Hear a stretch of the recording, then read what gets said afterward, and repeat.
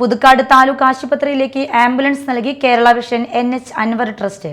മന്ത്രി R Bindu ambulance സമർപ്പണം നടത്തി.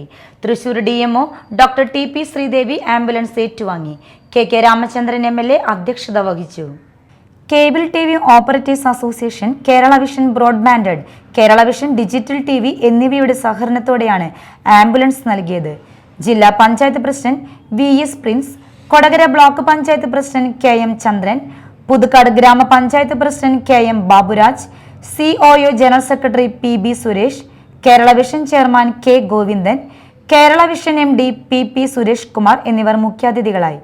കൊടകര പഞ്ചായത്ത് സ്ഥിരം സമിതി അധ്യക്ഷന്മാരായ അൽജോ പുളിക്കൻ, EK സദാശിവൻ, പുതുക്കാട് പഞ്ചായത്ത് സ്ഥിരം സമിതി അധ്യക്ഷൻ Seby Kodiyan, NH Anwar Trust chairman Abubacker Siddique, NH Anwar Trust secretary KV Rajan, COO ജില്ലാ secretary TT Subhash, COO secretary P Antony, Kodakara block panchayat secretary KC Jineesh, Puthukkad taluk ആശുപത്രി സൂപ്രണ്ട് സുധാകുമാരി എന്നിവർ സംസാരിച്ചു. Media Time, Puthukkad.